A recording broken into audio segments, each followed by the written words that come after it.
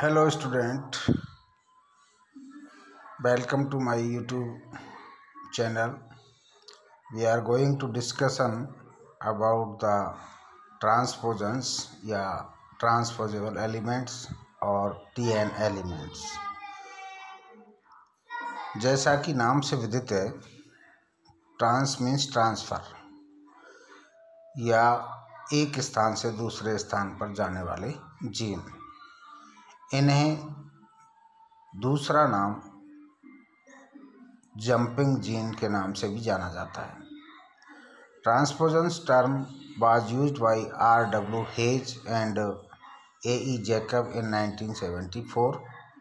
यानी इसका नाम सबसे पहले ये टर्म 1974 में हेज और जैकब ने दिया था। वास्तव में ये DNA सेगमेंट हैं और जेनेटिक एलिमेंट हैं जिनमें एक स्थान से दूसरे स्थान पर मूव करने की क्षमता होती है। यानी they could move from one molecule to another and carried resistance for antibiotic ampicillin. ये एम्पिसिलिन एंटीबायोटिक्स के प्रति रेजिस्टेंस को कैरी करते हैं। ये देखा गया है कि इस तरह से रेजिस्टेंस का ट्रांसफ़र एंटीबायोटिक्स के लिए एक प्लाज्मिड से दूसरे प्लाज्मिड में या एक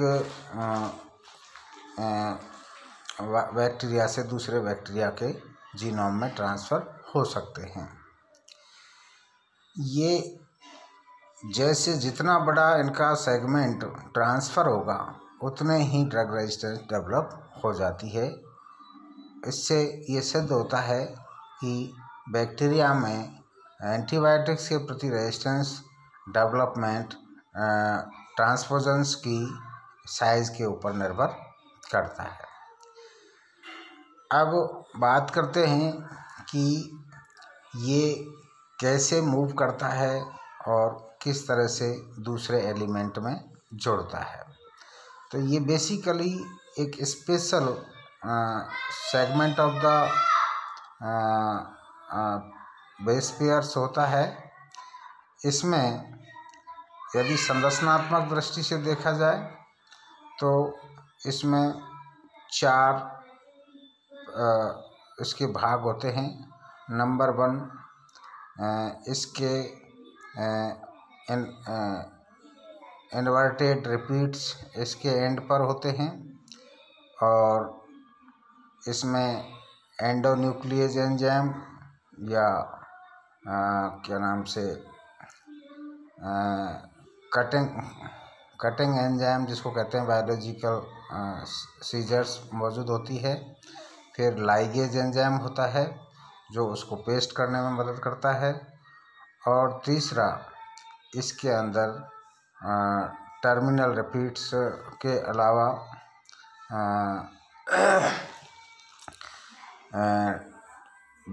ड्रग रेजिस्टेंस को ट्रांसफ़र करने की कैपेबिलिटी होती है। On the basis of the structure transposons in eukaryotes can be classified into the 4 types. Structures के आधार पर यूकैरियोट्स में इनको 4 प्रकारों में बांटा जा सकता है, जिसका आधार है size, nature and terminal repeats. Number 1 transposons with long terminal direct repeat. Number 2 transposons with long terminal inverted repeats. Number 3 transposons with short terminal inverted repeats. Number 4 transposons without terminal repeats.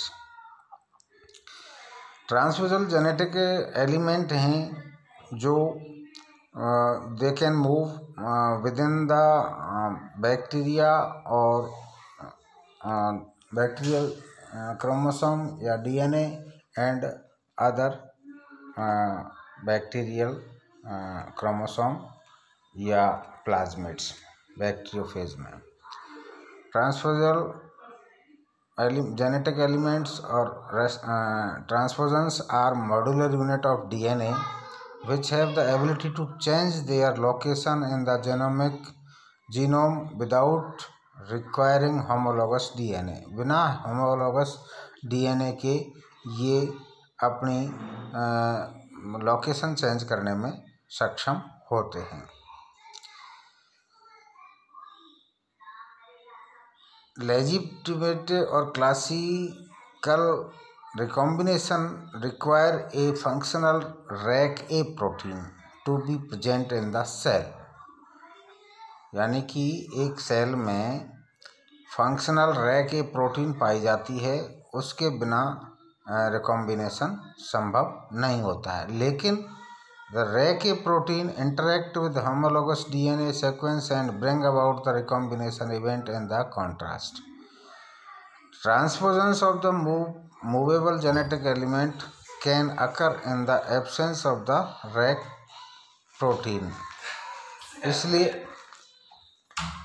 इसलिए हम कह सकते हैं कि ये बिना rack protein के भी मूवेबल होते हैं। Movable genetic element can be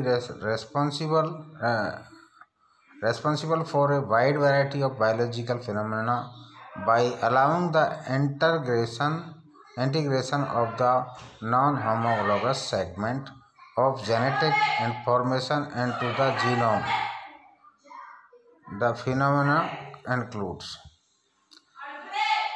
the spread of the drug resistance can throughout population of the microorganism, the spread of the toxin genes, antigenic variation in trypanosoma, flagella phase variation of salmonella, hybrid dysgenesis in Drosophila, the activity associated with controlling element in the plants, the generation of antibody diversity in plant.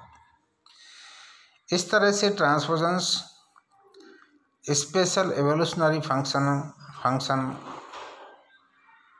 को सर्व करते हैं और allowing for the assortment of genetic information को assortment के लिए allow करते हैं and evolution of the chromosome structure, और क्रोमोसोम स्ट्रक्चर को एवोल्यूशन में महत्वपूर्ण भूमिका निभाते हैं। अब बात यह है कि ये ट्रांसपोजेबल एलिमेंट्स दो तरह से ट्रांसफ़र हो सकते हैं, एक तो कट पेस्ट मैकेनिज्म, एक कॉपी पेस्ट मैकेनिज्म।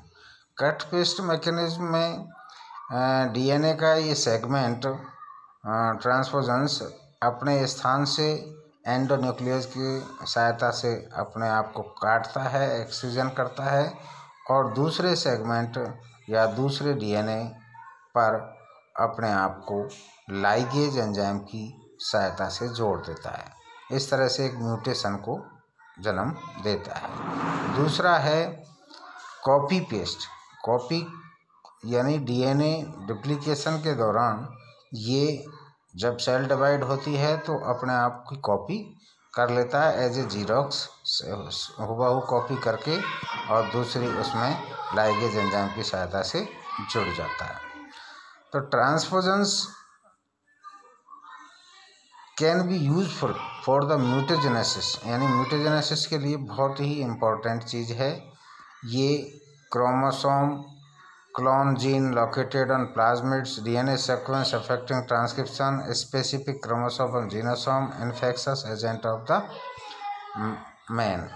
इस तरह से ये एक महत्वपूर्ण जीन है, यानी जीन सेगमेंट है या डीएनए सेगमेंट है जो 700 से 1500 बेस पेयर के इन्वर्टेड रिपीट के साथ मौजूद होता है।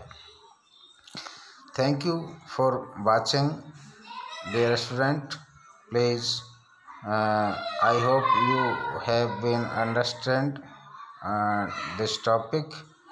यदि आपको ये टॉपिक पसंद आया हो तो उसको सब्सक्राइब करें, लाइक करें और अगले वीडियो के लिए आपको